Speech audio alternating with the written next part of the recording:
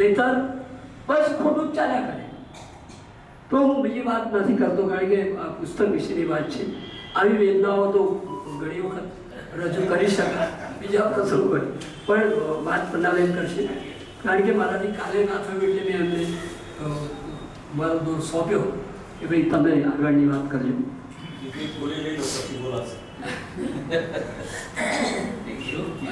અને શ્રોતાગણ ભાઈઓ અને બહેનો, આજે દુર્ગેશભાઈ ઉપાધ્યાયનું અંતરના ઓરડે અજવાસ એ પુસ્તક વિશે મને જે બોલવાનો મોકો મળ્યો છે, મારા જીવનનો સર્વપ્રથમ મોકો છે. મારે કંઈ બોલવા ચાલવામાં ભૂલ થાય તો તમે વડીલો છો, મને માફ કરજો. દુર્ગેશ ઉપાધ્યાયના પુસ્તક અંતરના ઓરડે અજવાસની વિભાવના. આજના ગતિશીલ અને સતત પરિવર્તનશીલ યુગમાં માનવીનું જીવન દુષ્કર બનતું જાય છે. સતત દોડધામવાળી અને ભોગવાદી જીવનશૈલી એ જીવનના નૈતિક મૂલ્યોને પાછળ ધકેલી દે છે. સમાજ જીવનના મૂલ્યો જેવા કે નીતિ, ધર્મ, સત્ય, નિષ્ઠા, દયા, કરુણા, માનવતા વગેરેનો આજે લોપ થતો જાય છે. એ રીતે માનવીનું નૈતિક અધપતન થઈ રહ્યું છે. સમાજમાં હિંસા, ભ્રષ્ટાચાર, લોલુપતા, છેતરપિંડી, અસત્ય જેવા તત્વોએ નાગપાસ ભીડવા માંડી છે. ત્યારે નવી પેઢીને વારસામાં આપણે શું આપી શકીશું? એ પ્રશ્ન વિચારવા જેવું છે. આજે બદલાયેલી જીવનશૈલીના કારણે માનવી તણાવ અને એકલતા અને અસુરક્ષા અનુભવે છે. હતાશા વચ્ચે માનવી ઘેરાયેલો રહે છે, જેના કારણે એ આપઘાત કરવા પ્રેરાય છે અને હિંસાખોરીના બનાવો પણ એના કારણે વધતા જાય છે. આ બધામાંથી બહાર નીકળવાનો એક માર્ગ સદવાચન અને સદવિચારોનું આચરણ છે. પણ આજે સદવાચન ઘટતું જાય છે, જેથી નવી પેઢી સંસ્કાર વારસાથી તથા જીવન મૂલ્યોથી વંચિત રહી જશે. એ માટે યુવાનો અને કિશોરોને સદવાચન માટે આપણે પ્રેરિત કરવા પડશે. અગાઉ સંયુક્ત કુટુંબની પ્રથા હતી, એટલે માતા પિતા, દાદા દાદી પાસેથી બોધ અને પ્રેરક વાતો આપણને સાંભળવા મળતી હતી. પણ અત્યારે હવે એ સંયુક્ત કુટુંબો રહ્યા નથી. તેમના બાળ માણસનું ઘડતર થતું હતું બાળકોનું. હવે વિભક્ત કુટુંબો થતા બોધ પ્રેરક વાતો અને સંસ્કાર ઘડતરની આપણને ઉણપ વર્તાય છે. આજે આપણે જેને કળિયુગ કહીએ છીએ, એ કળિયુગ અગાઉ પણ હતો. દુર્ગેશ સરે પહેલાં પણ વાત કરી આપણને કે રામાયણ કાળમાં કળિયુગનો પ્રવેશ મંથરા અને કૈકેયીમાં હતો, તેમજ રાવણમાં પણ થયો હતો. અને વાત પણ સાચી છે, જો મંથરા અને કૈકેયી ન હોત કે રાવણ ન હોત તો આપણને રામાયણ જેવી મહાન કૃતિ મળી ન હોત. આ પાત્રો કેવા હતા? તો અનીતિ, અધર્મ અને કાવા દાવા. તો બીજી તરફ સ્વાર્થવૃત્તિની ચરમસીમા વટાવતા પણ જોવા આપણને મળ્યા છે. તો બીજી તરફ મહાભારત કાળમાં પણ સ્વાર્થ, કપટલીલા, પડાવી લેવાની વૃત્તિ, અનીતિનું આચરણ વગેરે વિવિધ પાત્રોમાં જોવા મળે છે. આમ કળિયુગ તો દરેક યુગમાં આપણને જોવા મળ્યો છે, પણ હવે એ કળિયુગ વિસ્તરતો જાય છે. અગાઉ જે કળિયુગ આપણને 5-10% જેટલો હતો, એ હાલના તબક્કે અત્યારે 70થી 80% જેટલો બન્યો છે. એ બધી સમસ્યાનું સમાધાન શું છે? એ બધી સમસ્યાનું સમાધાન સારું વાંચન છે. નવી પેઢીમાં સુસંસ્કારોનું સિંચન મા બાપની જવાબદારી છે, એ ભૂલવું ન જોઈએ. દુર્ગેશભાઈ ઉપાધ્યાયના પુસ્તક અંતરના ઓરડે અજવાસમાં એવા જીવન પ્રેરક પ્રસંગો આપણને જોવા મળે છે કે જેના વાંચનથી જીવનમાં નવો પ્રકાશ ફેલાશે અને ભીતરના પીડાયેલા દ્વાર ખુલશે. આ પુસ્તકના લેખો ગુજરાત મિત્ર સત્સંગ પૂર્તિમાં છેલ્લા 5 વર્ષથી છપાતી તેમની લેખનમાળામાં અજવાળામાં પ્રગટ થયા છે. એ ઉપરાંત અન્યત્ર પણ છપાયા છે. એવા 50 લેખો આ પુસ્તકમાં તેમણે સમાવ્યા છે, જે જીવનની તમામ બાબતો અને પ્રશ્નોનું આપણને સમાધાન દર્શાવે છે.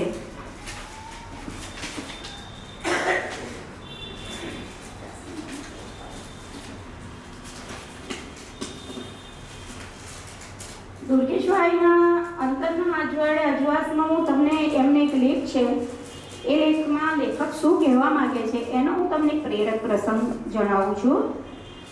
લેખ નંબર 50.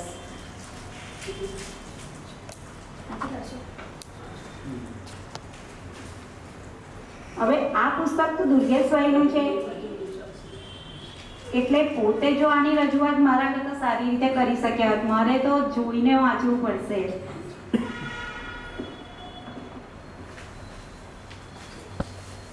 બહુ પ્રસંગો સરસ આવરી લીધા છે અને એમાં દેશના વિદેશના જાણીતા વ્યક્તિઓના પણ પ્રસંગો છે. મહારાજા સયાજીરાવ ગાયકવાડની એક વાત કરીએ કે એ રોજ સવારે ચાલવા નીકળ્યા રાજમહેલથી અરિંદાશ્રમ થઈને નડિયા બજાર બાજુ, અને સાથે એક બે માણસોને લઈને નીકળ્યા. એક વખત વરસાદની સિઝન અને ખૂબ વરસાદ પડ્યો એટલે ઝાડ પડી ગયા. એ ઝાડ ફૂટપાથ ઉપર પડેલા, ફૂટપાથ ઉપર. એટલે મહારાજ પેલા એમને કાયમ ફૂટપાથ ઉપર જ ચાલે. રસ્તો કે આપણા માટે નથી, વાહનો માટે છે. એ ચાલતા હતા, એની સાથે પેલો માણસ હતો, પેલું ઝાડ પડેલું. એટલે પેલા માણસે એવું કીધું કે મહારાજ હું આપણે નીચે રોડ ઉપર જઈને ચાલીએ, એમ જઈએ. તો કે ના, આપણે આ ઝાડ હટાવી લઈએ અને ફૂટપાથ ઉપર જ ચાલવું પડે. નિયમ ચાલવાનો છે અને નિયમ બધા માટે સરખો. એટલે કે એ હું નિયમ ના તોડી શકું, રસ્તાનો ઉપયોગ હું ના કરું, એમ ચાલવા માટે ફૂટપાથ જ વાપરવું. એટલે એ એમને ઝાડ જાતે હટાવ્યું અને ત્યાંથી ચાલી ગયા. હવે આવા સરસ વાતો આજે ફૂટપાથ ક્યાં રહ્યા છે, પણ એમાં નિયમ બધા માટે સરખો, એ એક પ્રેરણાદાયી વાત મળી છે.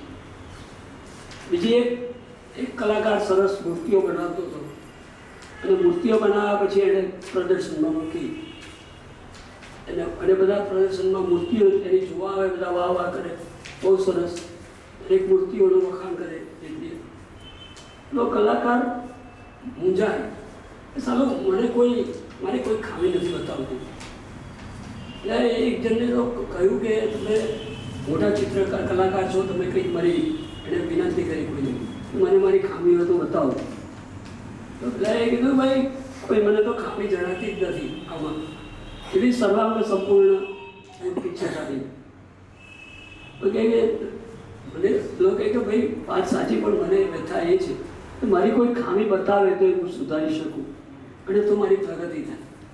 આમ પ્રગતિ માટે તમારી ખામી કોઈ બતાવનાર પણ જોઈએ, ટકોર કરનાર.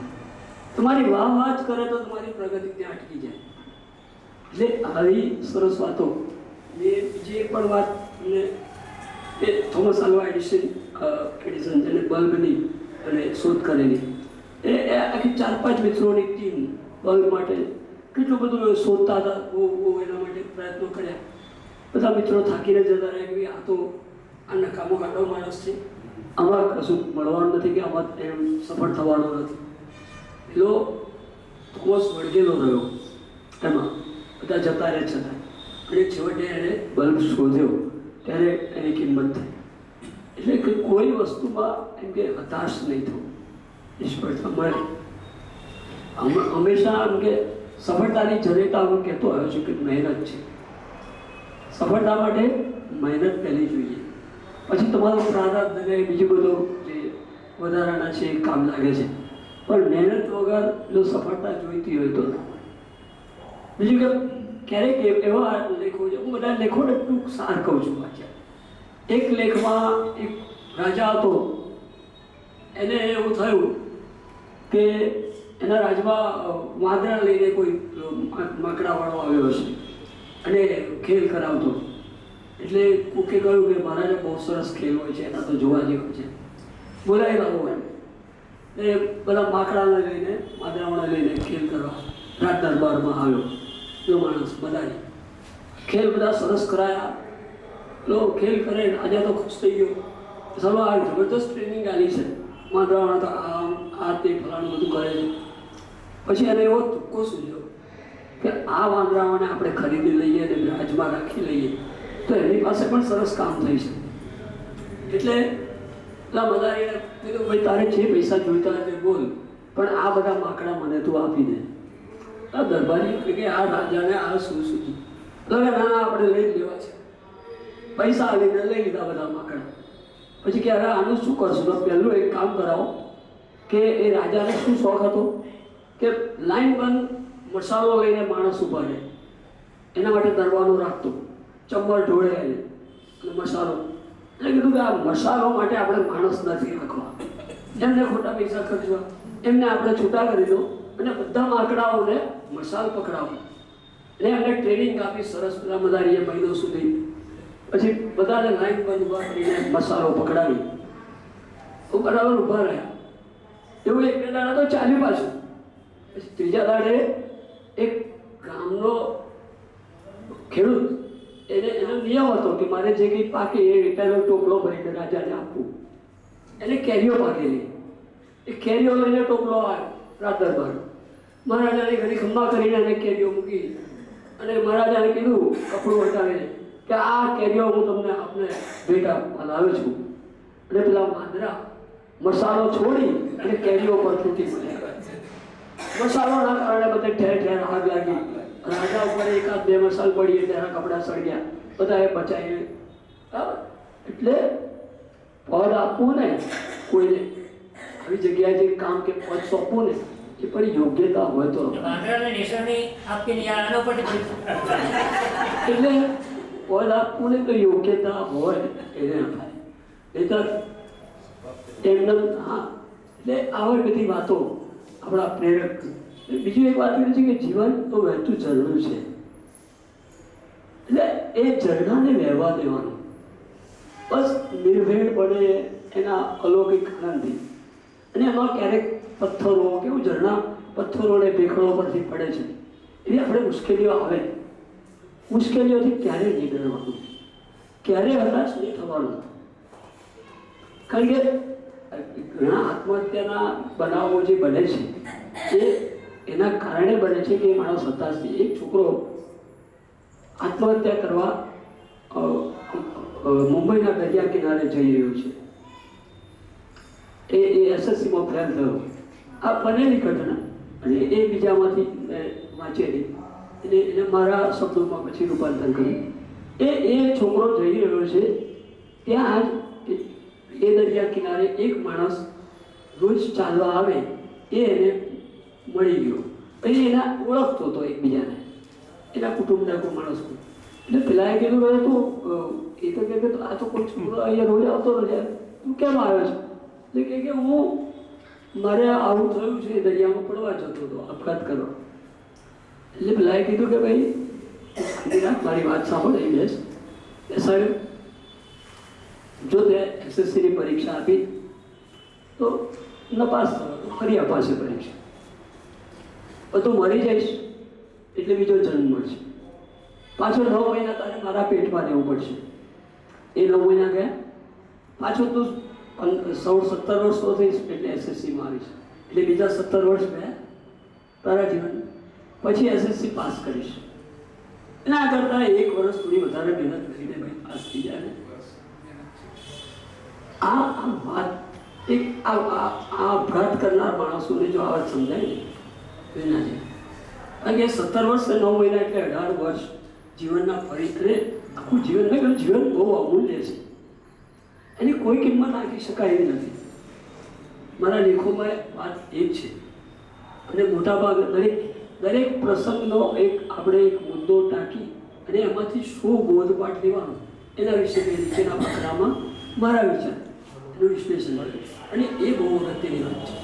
એટલે વાર્તા તો બધા જાણતા હોય કદાચ, કારણ કે મેં ક્યાંથી લીધેલી અથવા ચૂંટીને લીધેલી વાતો છે, પણ જે જીવનનું મહત્ત્વ છે એને આમ વેડફી ના દેવાય.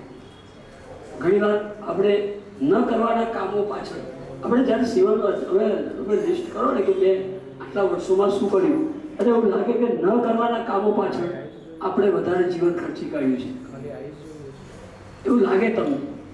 એટલે એ જો સમય આપણો બરબાદ થયો એના બદલે આપણે યોગ્ય માર્ગે એને વાપર્યો હોય તો આજે આપણે જે કંઈ મેળવી શકીએ એના કરતાં હું મારા જીવનમાં દાખલો આપું કે હું પત્રકાર હતો, 30-35 વર્ષ સંદેશ અને લોકસત્તામાં રહ્યો. પછી મને લાગ્યા કરતું હતું કે મારું જે લેખન કાર્ય છે, કારણ કે હું છાપાની લાઈનમાં આવતા પહેલાં હું લખતો થયેલો, કવિતાને વાર્તા. હું લગભગ 80થી છાપાની લાઈનમાં 85માં સંદેશમાં જોડાયો, પણ એ પહેલાં છાપાની લાઈનમાં આવેલો. પણ હું 78થી લખતો થયેલો કે ટૂંકી વાર્તા અને લેખો અને બીજા આવા થોડી ચિંતનિકાઓ. પછી છાપાની લાઈનમાં કમાવવું જરૂરી હતું, કારણ કે કુટુંબ લઈને બેઠા હોય અને આપણો એક સમય ગયો. એ દરમિયાન મેં રખડપટ્ટી કરીને આદિવાસી સાહિત્ય ભેગું કરેલું. એની 30-35 નોટની અંદર ટાંચણો અને 70 જેટલી ઓડિયો કેસેટ ભેગી થયેલી. દરેક નાની કેસેટમાં 60 ને 90 મિનિટની ઓડિયો કેસેટ એ રેકોર્ડ થયેલી. પછી મેં કીધું કે આ બધું સારું કામ તો કર્યું છે, પણ હવે શું કામનું? કારણ કે એનું કશું થતું નથી. એટલે 2011માં છેલ્લે સંદેશમાં હતો ઉપતંત્રી તરીકે, ત્યારે મેં નિર્ણય લીધો અને 60 વર્ષ થતા હતા કે હવે આપણે નોકરી કરવી જ નથી. અને ત્યાં સમય બદલાયો, માણસો બદલાયા, એટલે કામ કરવાની મજા નહીં અને ટેન્શનવાળું કામ લાગે. મેં છોડી દીધું. મેં મારે હવે કરવું નથી. જાતે નોકરી છોડી દીધી અને ત્યાર પછી મારા લખવા ઉપર ધ્યાન આપ્યું. કારણ કે એના કારણે છાપાની નોકરી રાતે, એના કારણે આપણા શરીર ઉપર અસર પડે, એના કારણે લેખન કાર્ય અટકી ગયેલું. એટલે મેં કીધું કે ખરેખર તો મારે આ કરવાનું છે. હું ક્યાં પહેલાંમાં ગૂંચવાઈ ગયો ને આટલા ભલે.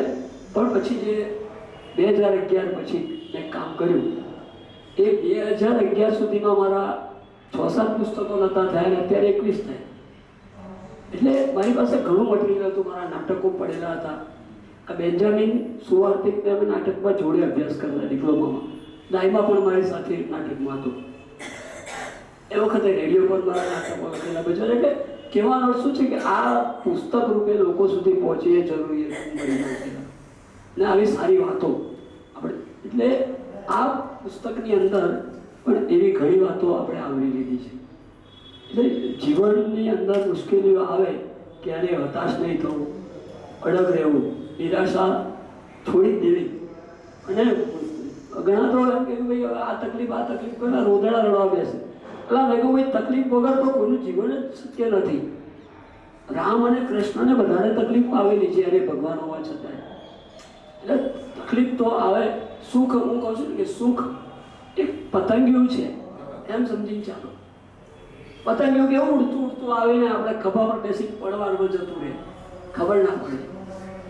એ મારા લેખોમાં હું આ પ્રતીકનો ઉપયોગ કરું છું. એ સુખ તો એક પતંગિયું છે. એ ક્યારે આવીને તમારા છાતી પર બેસી જશે અને ઉડી જશે, એને માણી લો બસ. સરસ રીતે.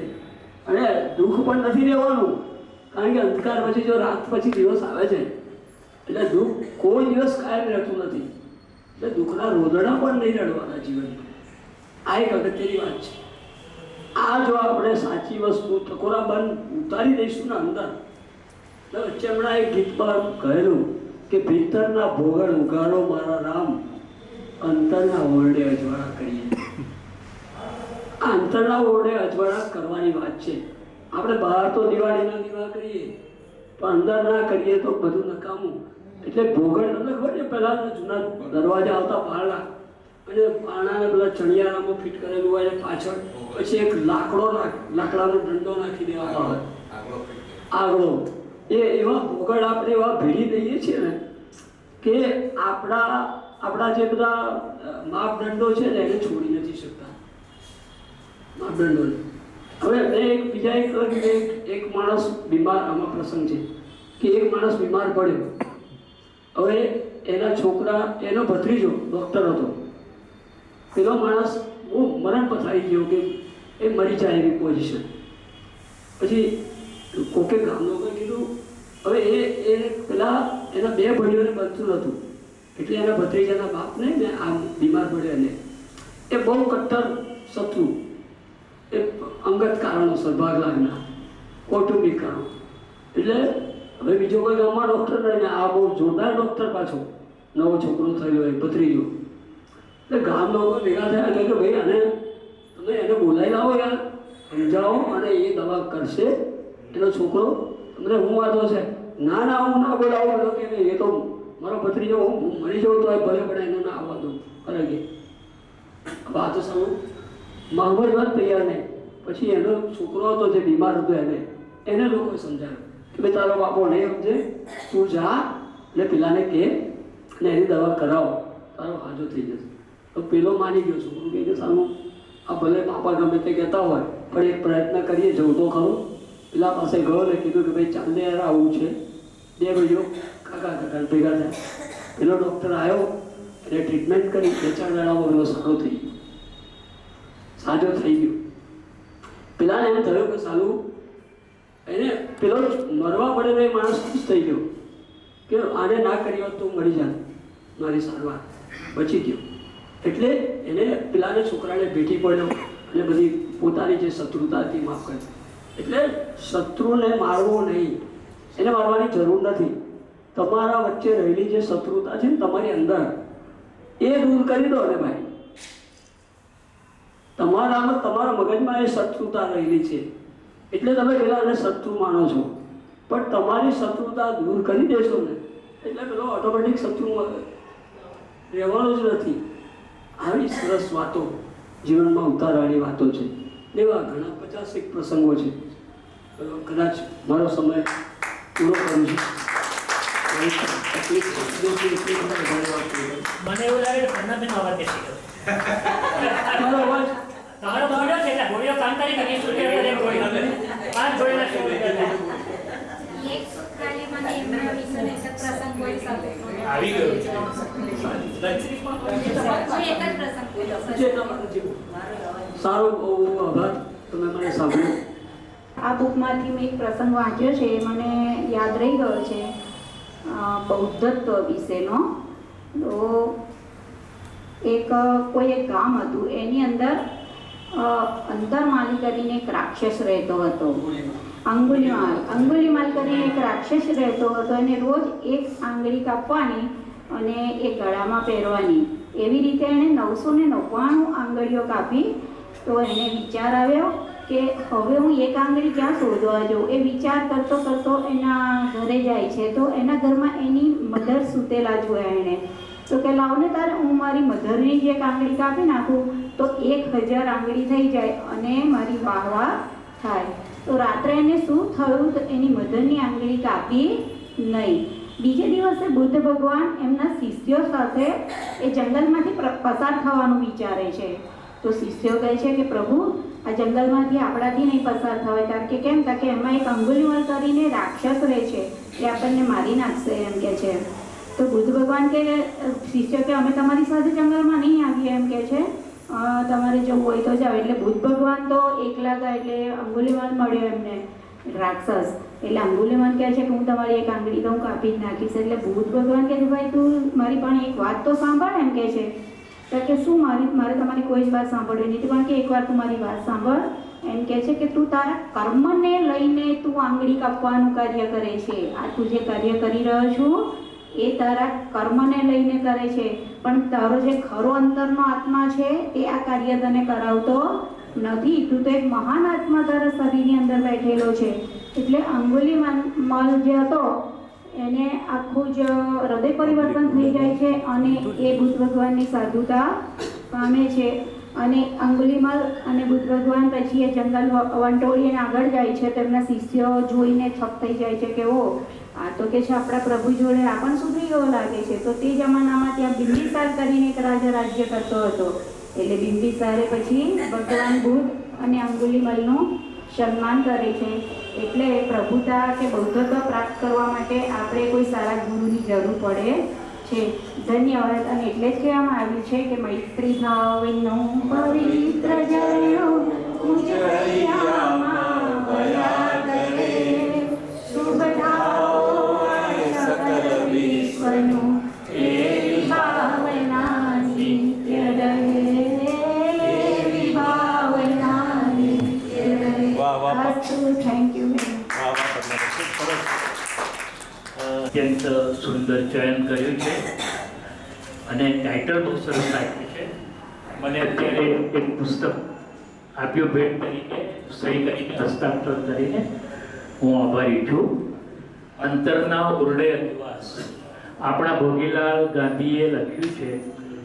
તો તારા દિલનો દીવો થાય આત્મદીપો ભવ એટલે તું અંતરમાં દીવો પ્રગટાવ, તને બધે જુદાશ મળશે. અને આ ઓરડા શબ્દ ઉપર પ્રવીણ દરજીએ વાર્તા લખેલી, ઓરડો.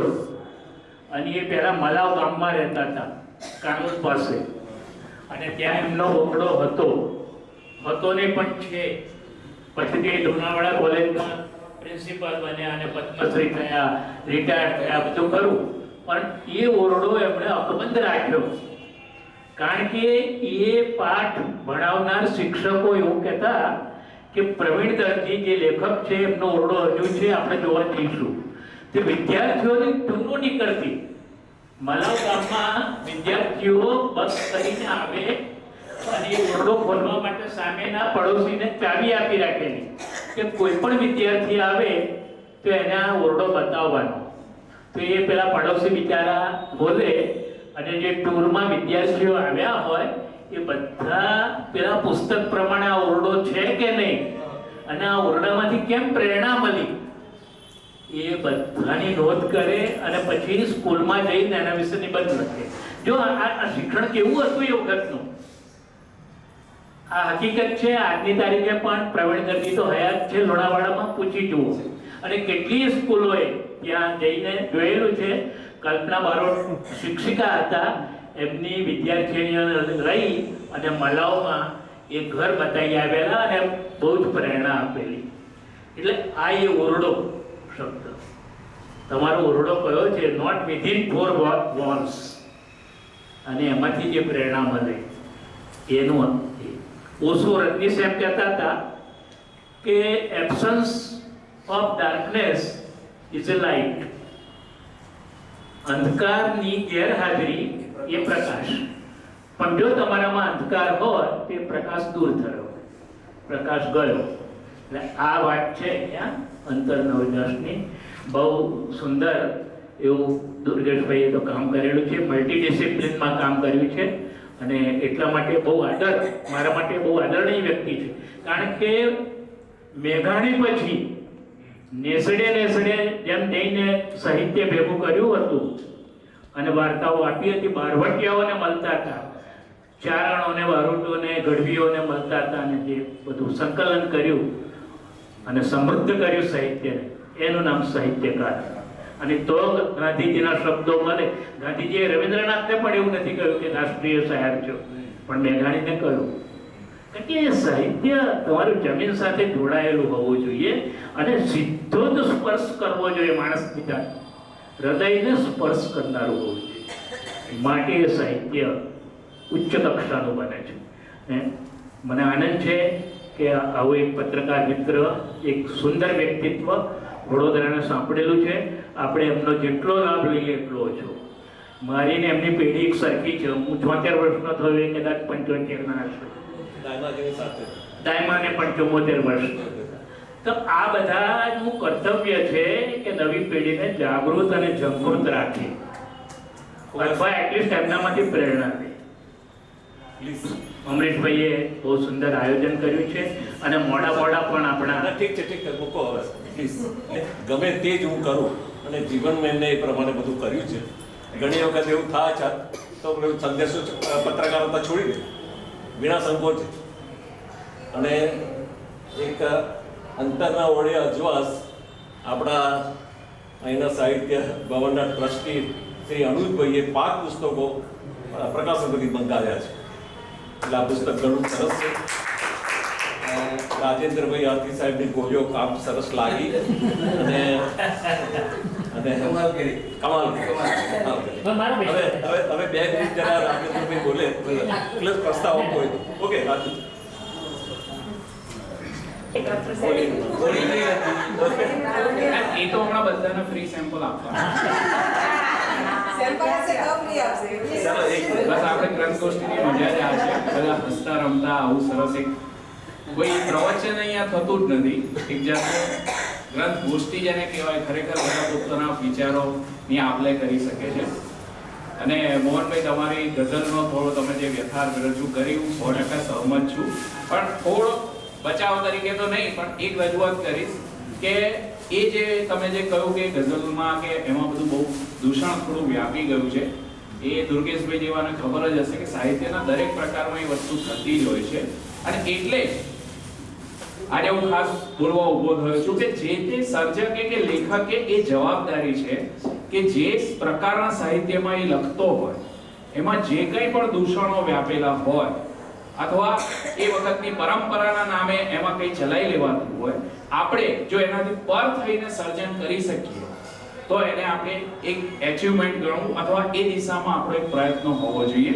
જેમ કે આદિ સાહેબ બેઠા છે અને કોમેડી માટે એમનો એક એક્ઝામ્પલ આપું કે કોમેડીમાં એક સમય એવો હતો, આજે પણ મોટા ભાગની કોમેડી લગ્ન જીવન પર થતી હોય છે, બરાબર, મોટા ભાગની કોમેડી. પણ જો તમે એ સબ્જેક્ટની બહાર જઈને અને કોઈની પણ સ્ત્રી સન્માનની ભાવનાને ઠેસ ના પહોંચે એ રીતે થઈને જો હાસ્ય નિપજાવી શકો તો એક હાસ્ય કલાકાર તરીકે તમારી એને સિદ્ધિ ગણવી જોઈએ અથવા તમારો એ દિશામાં પ્રયત્ન હોવો જોઈએ. એ જ રીતે મોહનભાઈ, તમને હું અત્યારે તો કોઈ વચન નથી આપતો, પણ હું ચોક્કસ પ્રયત્ન કરીશ અને એમણે તો મારી ગઝલો વાંચી પણ છે.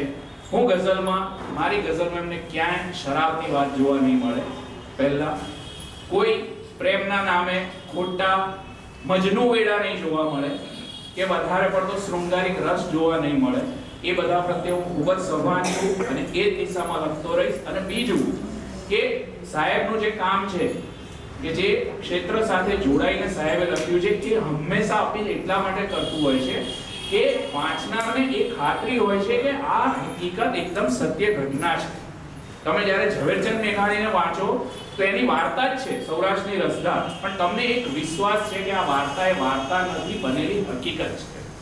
અને એમનું મેઘાણી સાહેબે રિપોર્ટિંગ કર્યું છે. એટલે ટાગોરની કાવ્ય કરતા આપણને એ વધારે એટલા માટે સ્પર્શે છે. અને એ જ રીતનું આવું જ એક કામ મારો એક મિત્ર બિરેન કોઠારી પણ કરી રહ્યો છે કે બાયોગ્રાફી લખે છે. એમાં પણ એ આજ મને કહેતો હોય છે કે રાજુ, તમે જે એસીમાં બેસીને લખો અને અમે બળબળતા બપોરમાં જઈને લખીએ, અમારા બે વચ્ચે આ ફરક છે. તો હું એને કાયમ એપ્રિશિએટ કરું છું. સાચી વાત છે, ફિલ્ડનું જ્યારે તમે ફિલ્ડનો અનુભવ સાથે લખો છો એ વાતાવરણ, તો એ વાતાવરણની અસર 100% તમારા લખાણમાં આવવાની જ છે અને એ વધારે સ્પર્શવાનું છે. એટલે એને સાહિત્યનો ઉચ્ચ પ્રકાર કહેવામાં કોઈ શંકાને સ્થાન નથી, કોઈ વિવાદને સ્થાન નથી. અને છતાં પણ કદાચ મોહનભાઈ તમને જો વધારે પડતું લાગ્યું હોય તો માફ કરજો અને આવા તક આપવા બદલ. તમે ખોટું ના લગાડતા, બસ તમારા પર નથી. તમે જરા હટકેથી રહો છો અને ખૂબ સરસ રીતે તમે ગંધગોષ્ઠીમાં નિયમિત રીતે આવો છો. બધા ગઝલખોર આવી જાય આ તો સાહિત્ય. મોહનભાઈની વાત એ જ છે કે સાહિત્ય પણ ગઝલનો એક પ્રકાર જ છે. જેટલું સાહિત્ય સાંભળશો, વાંચશો તો તમે ગઝલમાં એનો આકાર આપશો જ. હવે લાસ્ટ વસંતભાઈ દવે સાહેબ, સુવાર્તિકભાઈ, તમે જે કલાકારની ડિરેક્ટરીમાં નામ લખવાનું કહેતા હતા, દિનેશભાઈ ઠક્કર, એ પછી કરી એમની જોડે વાત કરી લે.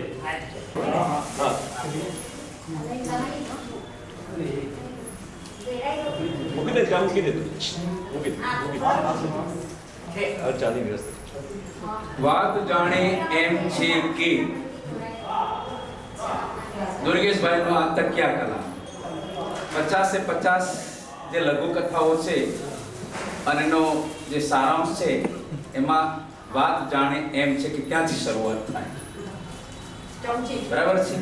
મેં 50 લઘુ કથાઓ સત્ય કથાઓ તરીકે વાંચી છે. વાત જાણે એમ છે કે જેમ કે સફારીમાં એક વખત એવું બન્યું કે આ તકિયા કલા અહીંયા ઇન શોર્ટ કે જે 50 લઘુ કથાઓ અને એનો સાર છે એમાં સૌથી ઉત્તમ સાર જો મને લાગ્યો હોય તો સત્સંગ અને સદવાચન જીવનમાં જરૂરી. સંદર્ભ આવી ગયો આપણી પાસે. સત્સંગ, આજે સત્સંગ થયો, સદવાચન થયું. આ પુસ્તક જ એવું છે કે પ્રત્યક્ષ કે પરોક્ષ રીતે આપણને સદવાચન પ્રતિ પ્રેરણા આપે છે. એટલે મેં જ્યારે આ પુસ્તક દુર્ગેશભાઈએ મને આપ્યું અને મેં રિવ્યુ લખ્યો, એમાં મેં આ જ લખ્યું છે કે સત્સંગ અને સદવાચન જીવનમાં જરૂરી છે. જે કોઈ આ પુસ્તક વાંચે, મને વિશ્વાસ છે કે ડગલે ને પગલે ને માર્ગદર્શન મળતું રહેશે. આ પુસ્તક જ એવું છે. મુરબીસી મોહનભાઈ અને રાજેશભાઈ વાત કરી થોડીક, એની એક જ મિનિટ લઈશ કે એક જ પંક્તિ કહીએ આપણે જે ચિરંતન બની જાય છે, બધાને લાગુ પડે છે.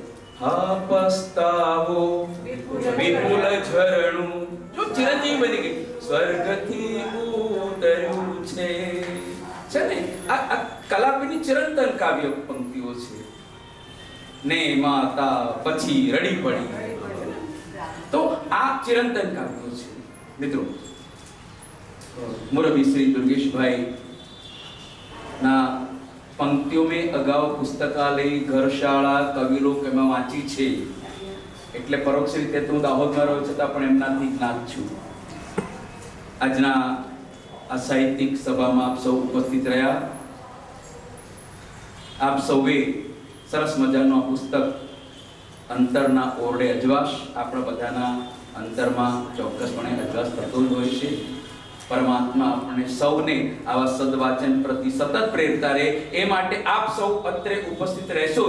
મુરબી શ્રી દુર્ગેશભાઈ, આપનો ખૂબ ખૂબ ઋણ સ્વીકાર કરીએ છીએ. પન્નાબેન, આપનું પુસ્તક મારી પાસે છે, પટેલ જ્ઞાતિના લગ્ન ગીતો. Credit goes to અમરીશભાઈ. ફરીથી બહેનો ને ભાઈઓ અને મુરબ્બીઓ, આપ સૌ પુનઃ પધારતા છો એ અપેક્ષા સાથે સૌને જય શ્રી કૃષ્ણ. આપનો ખૂબ ખૂબ આભાર. એ પુસ્તક અહીંયા છે, પેલા ભાઈ કહેવાનું ભૂમિપુત્રના, પેલા ભૂમિપુત્ર સાહેબ છે, એમને જરા કહેવાનું તમે ચોપડી આપશે એક ફેમિલી દીઠ એક લેવાનું. દુર્ગેશભાઈ આજે પોતાના જીવનનો નિચોડ અને આ અવસ્થાએ જે કંઈ છે જીવનનું એમને બાતું બાંધેલું છે એ આપણી સામે આજે રસાસ્વાદ કરાવે છે. ખરેખર એમનો ખૂબ જ આભાર. અને રીતેશભાઈ તો અમારા કાયમ સત્સંગી જીવ છે. સરસ રીતે 17મીનો કાર્યક્રમ ડૉક્ટર સચિનભાઈ દેસાઈ ની એક જલ કમલમાં કંઈક ચોપડી છે, એના ઉપર ડૉક્ટર અંકુર દેસાઈ પ્રવચન કરવાના છે. હા, એવું કંઈક છે. અને મા ઉપર કંઈક છે.